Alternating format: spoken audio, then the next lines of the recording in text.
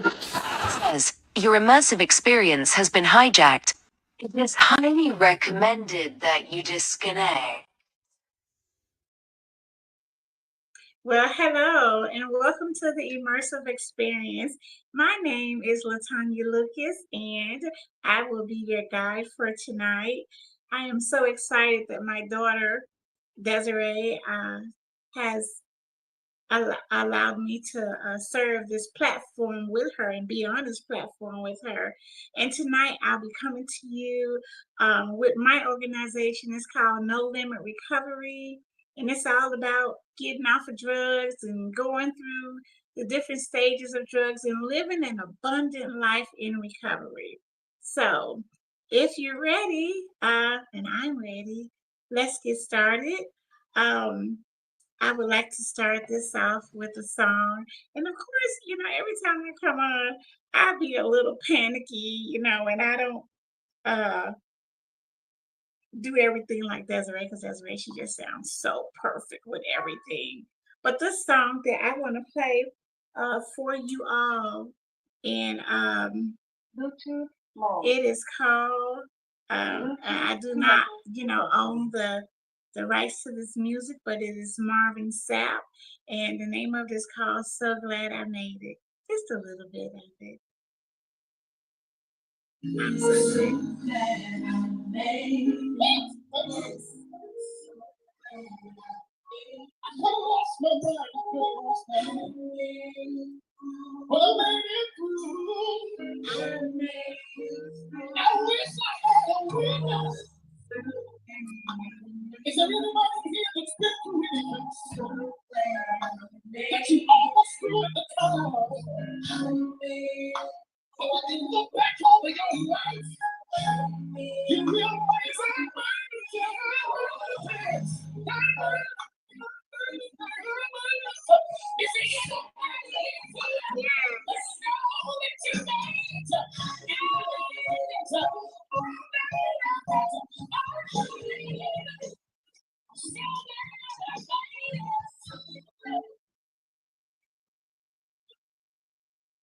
it's a very exciting life when a person is living a life, abundant life, after substance abuse, after depression, after tragedies, and then all of a sudden, a miracle happens. And that's my life. I am indeed a walking miracle. And so, No Limit Recovery was founded by me, in regards to my horror show of drug addiction, drug abuse for a long time. And so now I am so glad that I made it. And my mission is to share this message around the world. I'm going around the world and I am letting people know that they can live an abundant life after recovery. I know we have a pandemic, we have an epidemic of drug addiction that's happening. We're talking about the fentanyl, we're talking about the crack cocaine, we're talking about the alcoholics, we're talking about all kind of drugs, popping pills and everything. And people are losing their lives, they're losing their homes, they're losing their hope, they're losing their faith.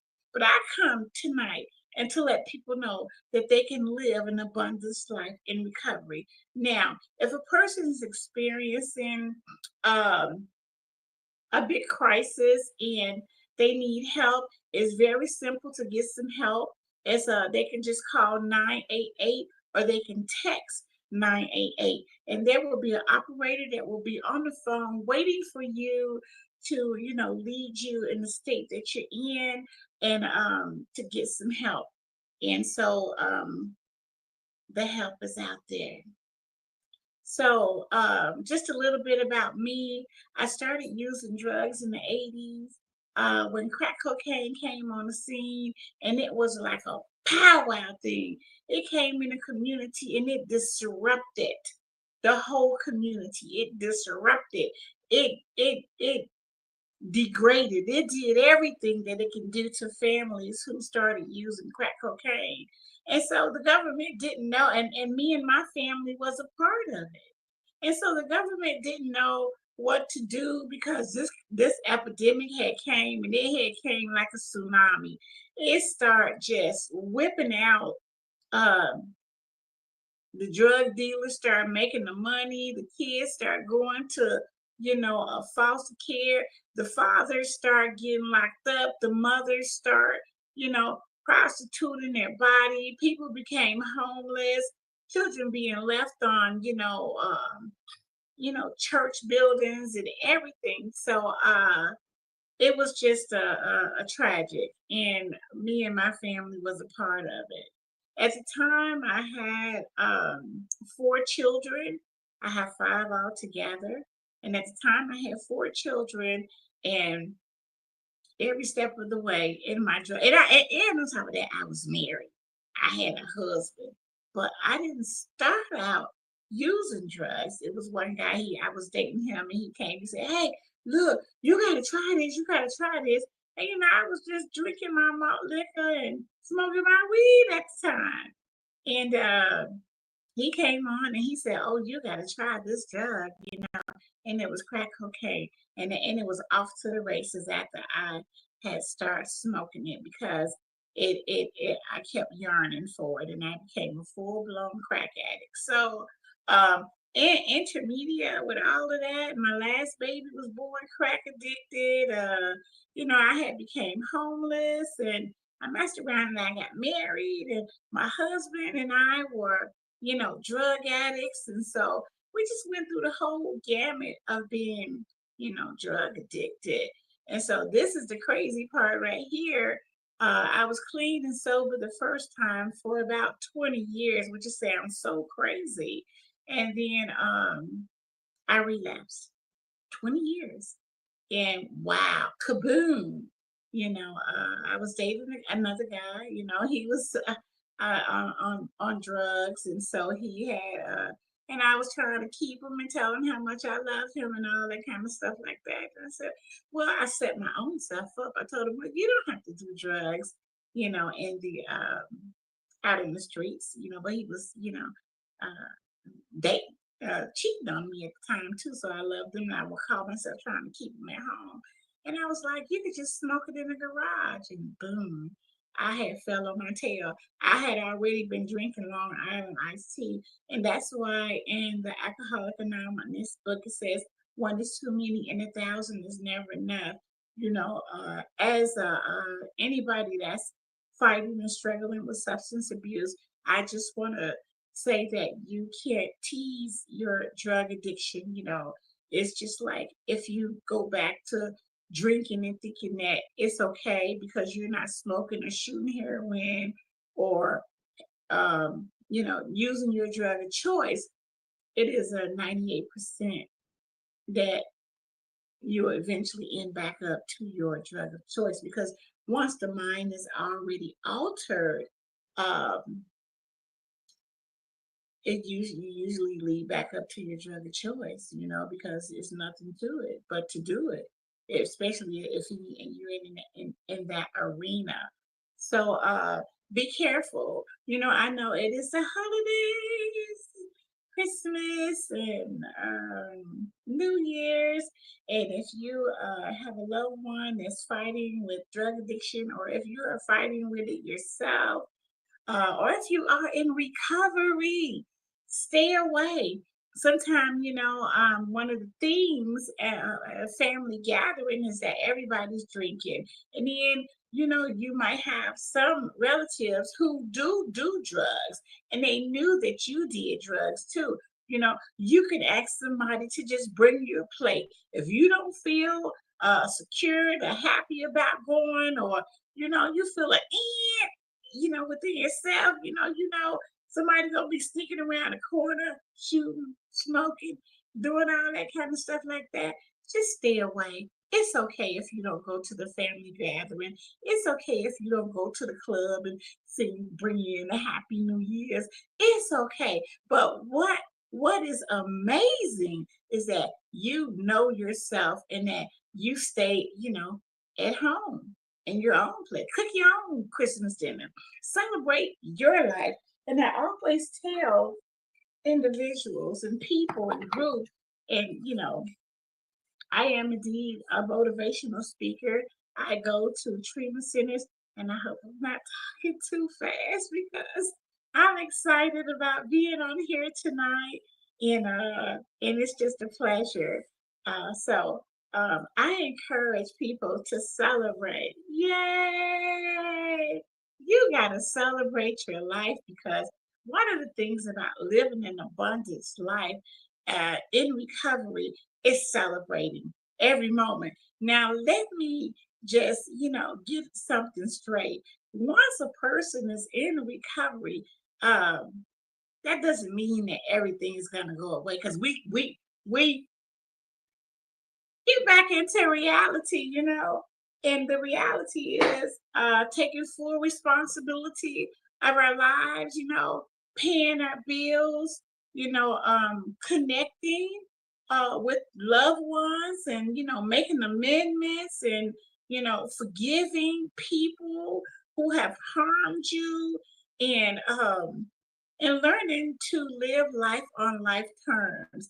And don't go back to using drugs no matter what, right?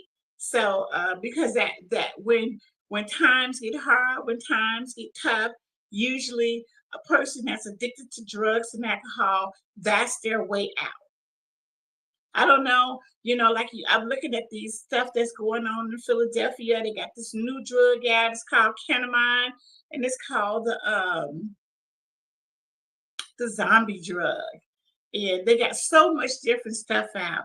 And I mean, parents, please talk to your kids, about drug addiction, about, even marijuana, because marijuana, when I was coming up, they always say that it was a gateway drug. And it still is today. It has not lost its potency of being a gateway drug. I know they have legalized it. They got stores you can go in and buy it. They got strands of it. You can go and get strand A through Z, you know, on this weed. But you best believe that once a person mind, a kid, a young mind can be altered. And if there's something else on the table, before you know it, they're taking mollies, they're smoking crack, they're heroin, fentanyl is something that's out there now. So, be aware of your child and, how do you know if they're using drugs or not? Just, have that conversation with them and talk to them, because the social media and the music is out there and it's saying it's okay to drink syrup, like, you know, NyQuil, Robitussin, or whatever it has, lean. They call it lean now, but it's nothing but cough syrup. And it's okay to take Molly's. We just lost an amazing rapper. Um, Rich Homie Quan. But not just him, but it's just so many people that's dying. In their lives, is their visions and their dreams are going to their graves with them because drug addiction has took them out. You know, and that's why at the beginning of this podcast, I said, I'm so glad I made it. There are people who do make it out. And so my mission is to let people know once again, they can live an abundant life in recovery. Everything is not peaches and cream, you know, but I'd rather um, go through my trials and my tribulations, with Christ Jesus and make it in this world, and without using drugs. I never want to use drugs again. And so, one of the things that I teach when I'm is that we have to be watchful over our soul. Our soul consists of our will, our mind, and our emotions. And so you got to take care of that. We have to learn to take care of ourselves because uh, uh, this is a faith-based organization. So you will hear me talk about Jesus Christ a lot because without Jesus Christ, I wouldn't be here. And, I'm so glad I made it, with a lot of prayers of, people and my kids and my aunties and my uncles. And, people was praying for me. They might have looked at me and say, look at that little sad girl, but they was praying that I make it out. And it wasn't only me. My long journey to get to where I'm at today, it started out, in my family. A lot of people, I had an auntie who was a bootlegger, she sold moonshine. On my father's side, they were drug dealers. They was pimps and hustlers. And, I come from Chicago and I stayed on 53rd and State, and I come from the Robert Taylor Projects. And over there, baby, when I tell you, I lived in the ghetto and everybody was doing everything up under this, no, in your face. And it was a norm. It was a norm for us to get a $5 bag of weed, and get about 7 joints of it at the time, and sit up there and smoke it in the laundry room. It was and then when the crack addiction came on, I mean, it was like four families in one generation of my three families in one generation on my mother's side. you know uh, just about everybody had got addicted to crack cocaine. It was my family, so it was six out of my family because I come from a family of seven. It was them, and then it was um, my aunt was maid. It was she had eight, so seven of her kids became addicted to crack cocaine. And then it was my aunt Luna Mae, her son became. So it was a thing where we wasn't in there doing it all together, but we all got strung out on crack cocaine. So it was uh it was like I was almost destined to be a drug addict and stay in poverty and stay broke and stay, and die from it. But uh God had a turn in a lot of our lives. And so and I'm so glad for the people who have come in my life, whether it was the Salvation Army, whether it was counselors, whether it was church. And I always believed in God. I was like, oh God, you really got to get me off of this because this is not cool at all. And some of the horrible things that I have really faced, it was with the hi Chris. And that I had really faced, it was really daunting, living in an abandoned, and not living, but going to an abandoned building. I had all my kids, and one day I woke up and I was, in that. I realized that it was really a crack house, but God had cloaked that place, and that's when I had became homeless and going from shelter to shelter. This is the dauntingness. This is the killer of a person's life. Drug addiction will kill you and leave you not fulfilled, but in shame and in embarrassment and hopelessness and just feeling like you just want to take your life. And that's what happened to a lot of people. And so when God gave me the vision, I moved down here to Florida. Yeah, wait, hold on. Yay to Florida. I love Florida, which is my paradise. And so I had a reference point in my life, and I had already knew what it was like to be in recovery because I had really liked it. I was in church, I was praising God, and calling Miss Evangelist, and all this other kind of stuff like that. So I knew that God was able to do exceedingly and abundantly above all that I could ever ask for.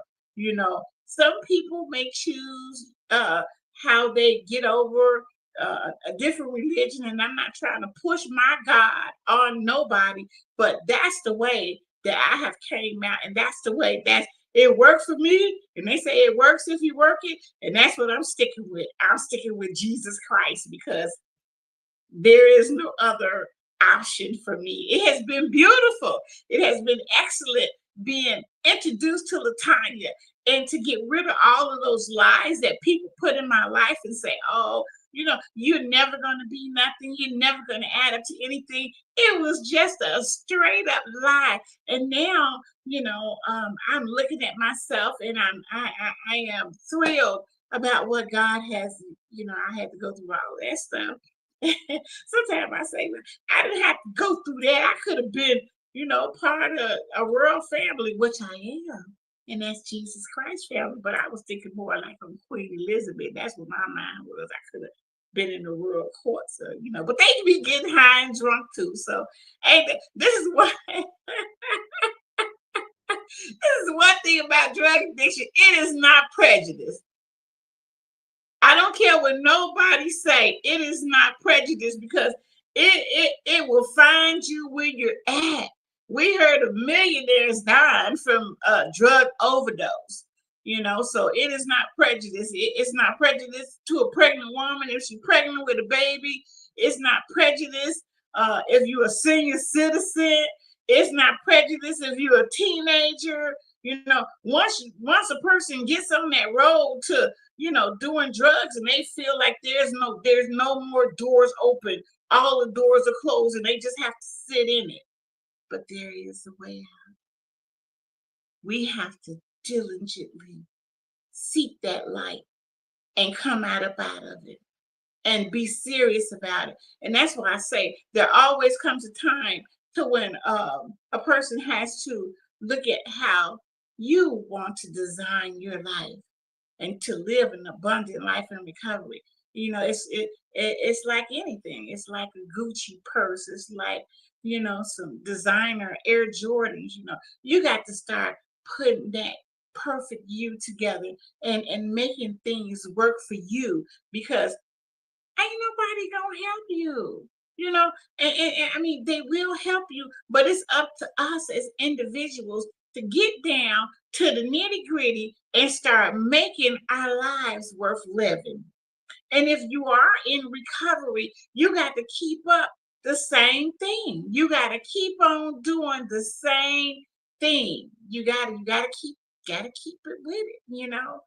And then you can sing that song, They Not Like Us, because they not like us. And so this is one thing that when I used to do drugs and I believed a lie, I thought I was a sophisticated drug addict. I had my professional job. People with professional jobs, it affects lawyers, it affects doctors, it affects them secretaries, it affects judges. They can be in a high profile, position, and it'll get them too.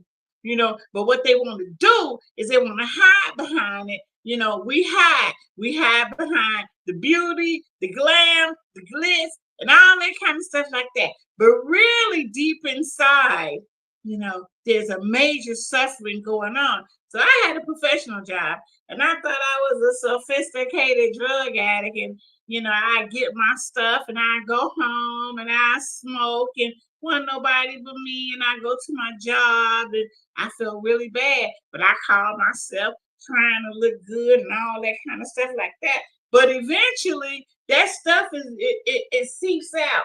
And then what happens is that judgment time comes. Judgment time comes where it's going to call for more. It's going to call for you to stay up all night. And your drug addiction will start talking to you. I need you to stay up all night. I need you to sell, go to the pawn and take your stuff to the pawn shop. I need you. My house, I met a guy again, just getting all hooked up with all these drug addicts. Turned my house into a crack house.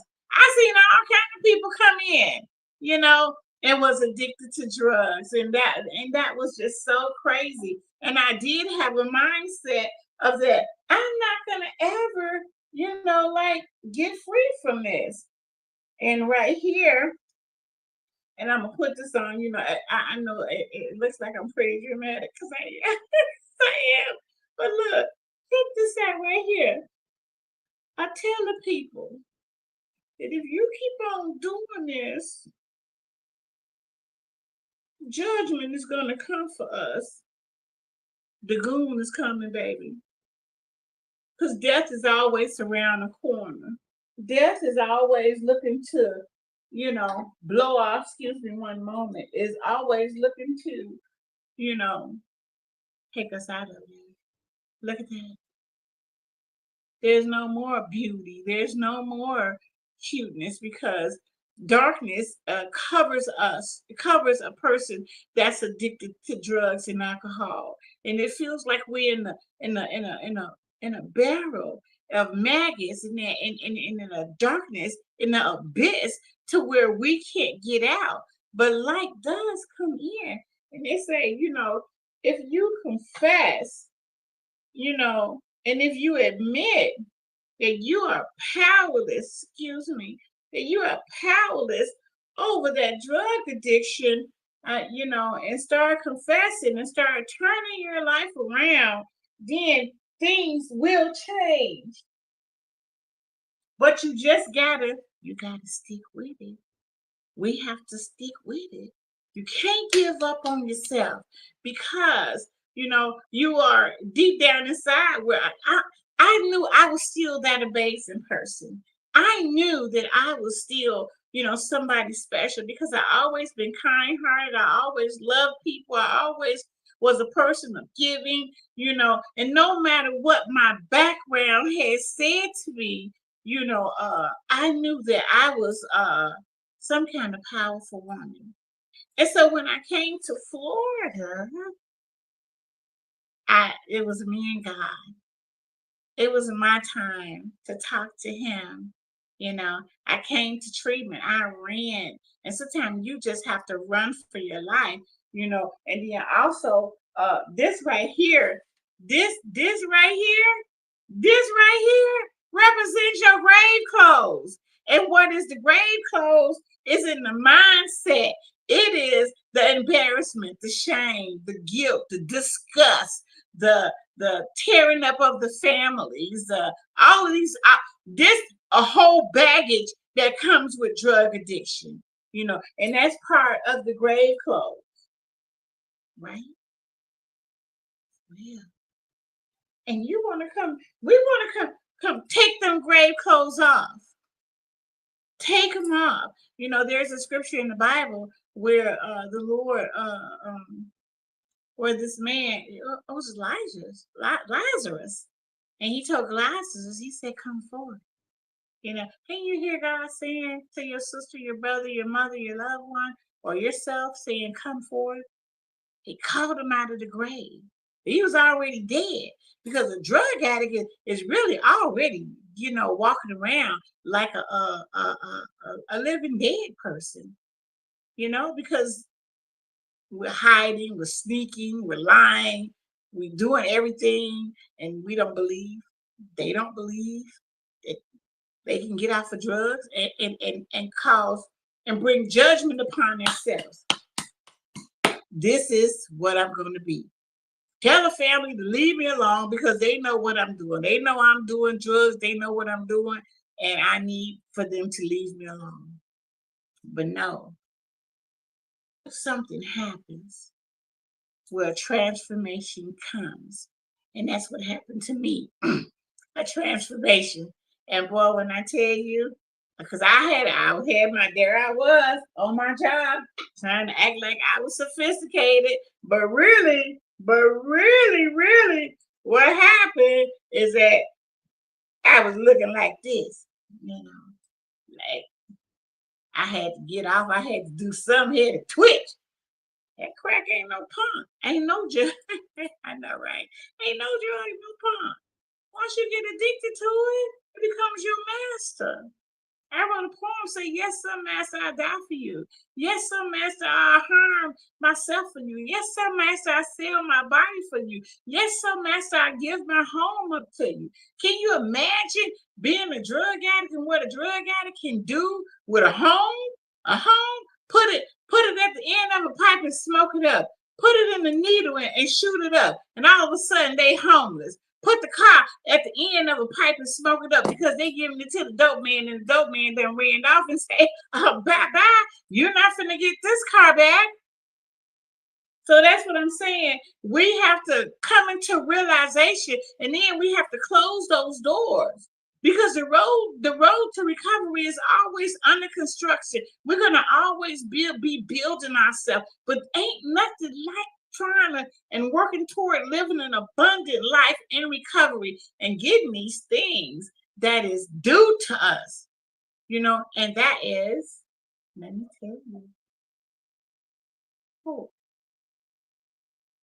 You got to have some hope, and you put that in your pocket, you know, and then you turn around, you're going to experience some peace, you know.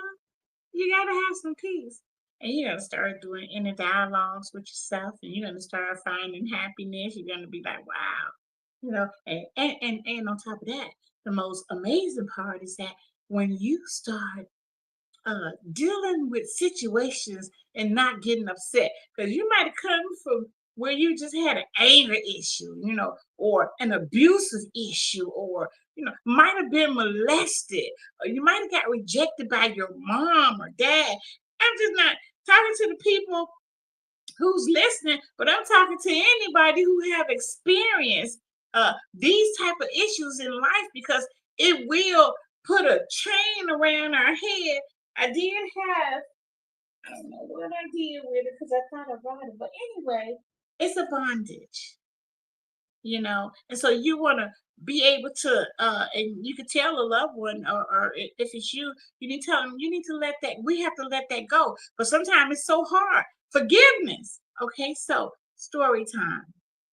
My oldest daughter, Deandra, uh, and is really sad because at one point in her life, she had got addicted to crack cocaine. And she was living in Chicago, and I was living in a small town called Kankakee. And she had started selling her body for drugs. And this particular night, she had jumped in a car, and a man was out there looking for somebody, you know, to have sex with. And somebody else, a couple of more people jumped in the car too. So according to the story, the man must have gotten nervous, and then the gun came out, and she got shot. She got shot in her back, and he killed her. She died. But and then on top of that, he was so bold with it, he tried to kick her out the car, but her sweater got caught in the car. And so he was dragging her body. He drug her body for about 3 to 4 blocks, according to the report. And the police got behind him, you know. And so one day they knocked on my door. And it's so crazy because um I didn't know that she was doing drugs because I had stopped doing drugs, but all I know is that I was happy to see her when she did come home. I would baby her, I would fix her breakfast, I put her in my bed. But my other kids like, Desiree, your mama, she doing something, she doing something. But I had became blind to her. So, that's what I'm saying. Watch your kids, because signs do be there. And we as parents might want to just nurture our kids, but you got to watch out for the signs. And so I didn't really watch out for the signs. And it was too late for me. She had died. She was murdered, and it was part of the substance abuse culture, what she was trying to do to get her drug of choice. And but I had to go to court and all that kind of stuff like that. But I did something amazing according to the will of God. And it had blessed my soul tremendously. I forgave the man who murdered her. I won.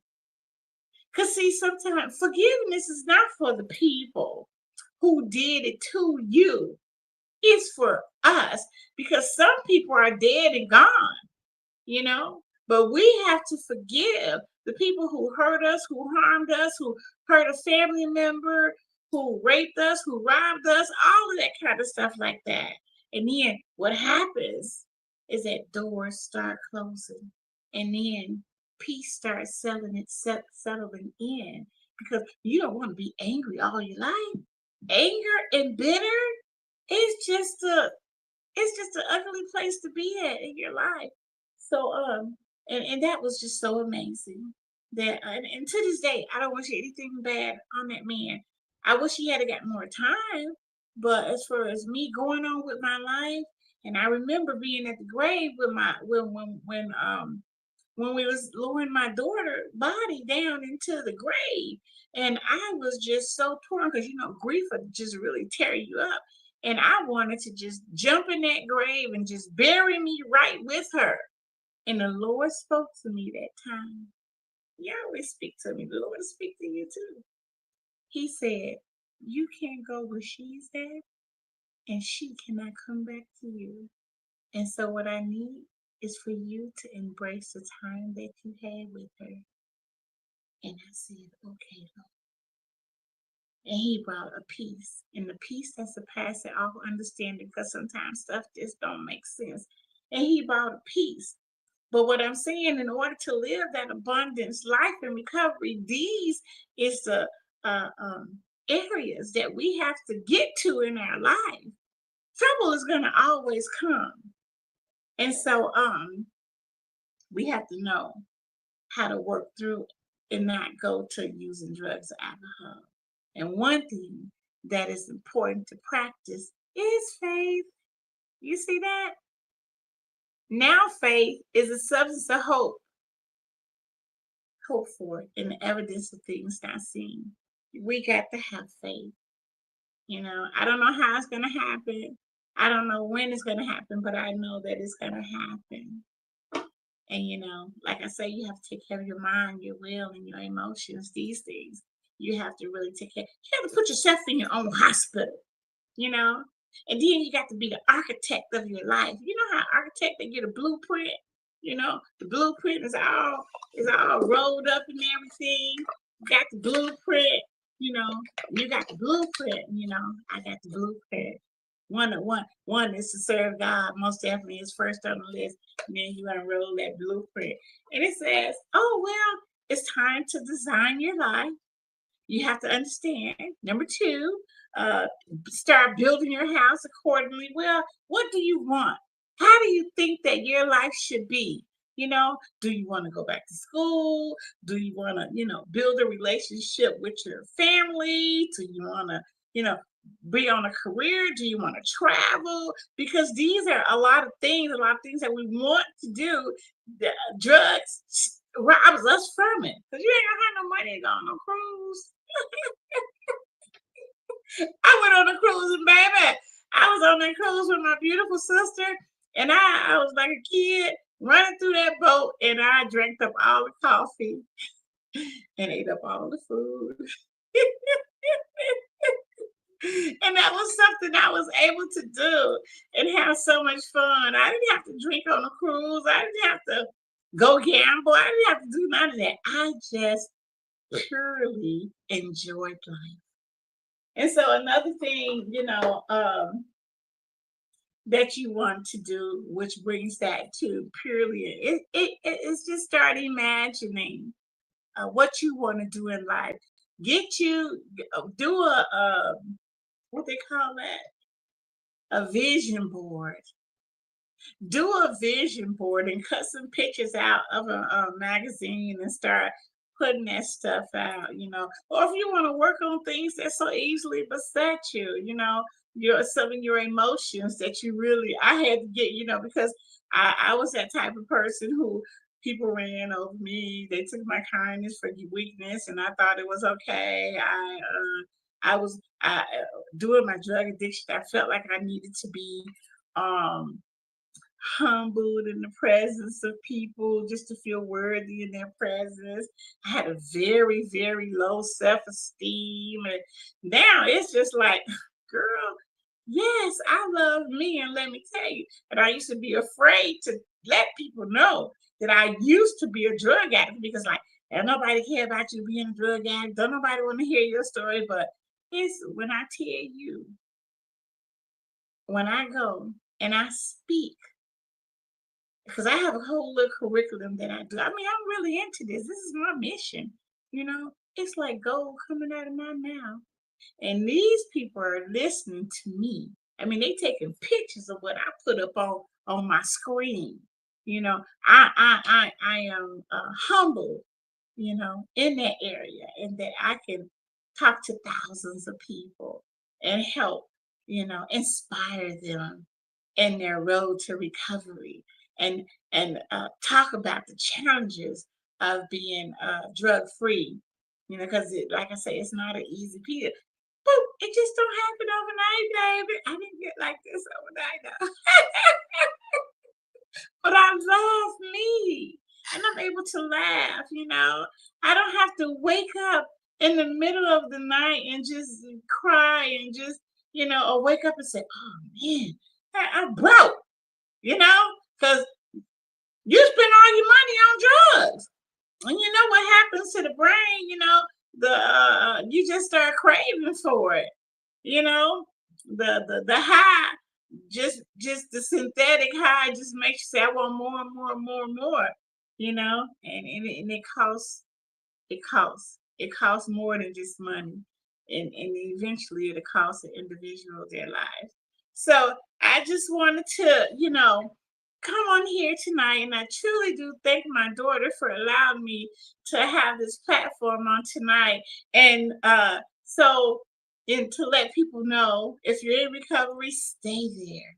And if you feel kind of little woody woody woody woody about this Christmas holiday, stay away from them people. Don't even go near them, because you don't have to share dinner with, call them, text them, all that kind of stuff like that. You can do that. You don't have to like stay, go and visit them and all of that. Just take care of yourself, because it's all about you. It's your journey. It's your life.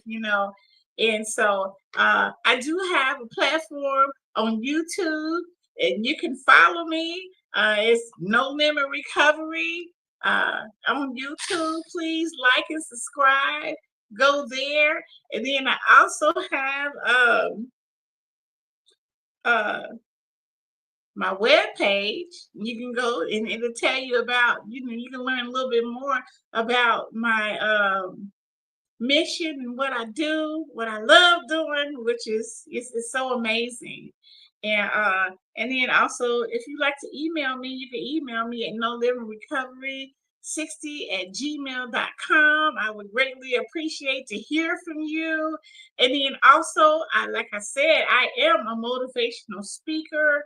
And so if you know of any treatment center that would like to have me to come and speak, which I do an amazing job, I would love to come and speak on living an abundant life in recovery.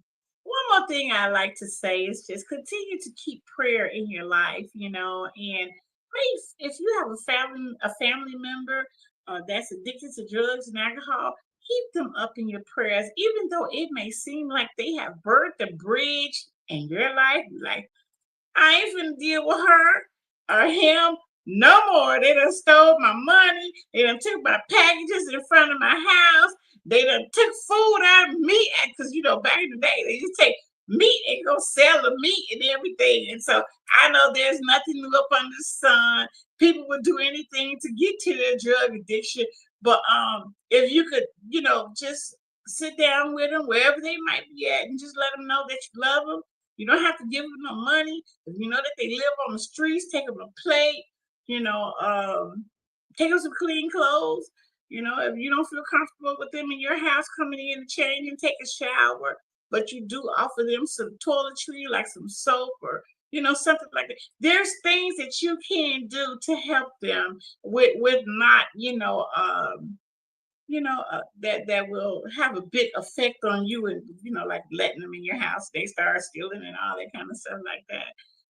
Catch them in the morning and take them a breakfast, a good cup of coffee or something like that, because people, it's getting really bad, and our mentality, when we see a drug addict, be like, dang, look at her, look at him, and they be out there, they be on the street, they be in wheelchairs, they be wrapped up, they be having sore, and of course you don't want to get, all next to them, but just here you go, or you could get to one of your favorite charities that do help people that are suffering with drug addiction.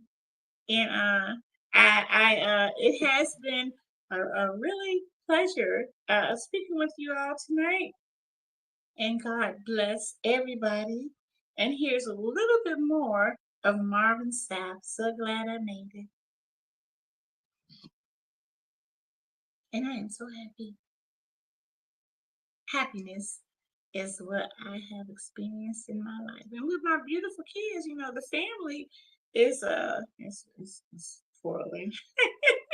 But the family, bringing the family, I love my kids. Mwah.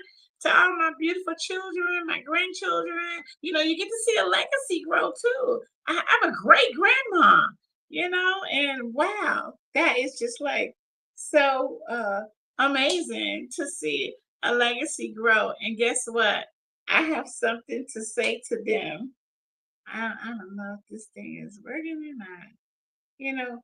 But anyway, you get to see different things happening in life, and that's what you want to see. You want to see that happen, and you will say to your kids, "I'm so glad I made it." And my kids, they just love me and my family and my sister. You rebuild that bridge. Don't think that you can't rebuild it because you can. I got some scars, but I'm still alive. And that's the amazing part of it. And I can say, thank you, Jesus Christ. It's working for my good.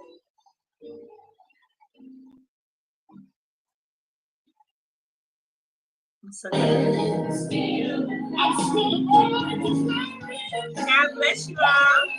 Take care. Amen.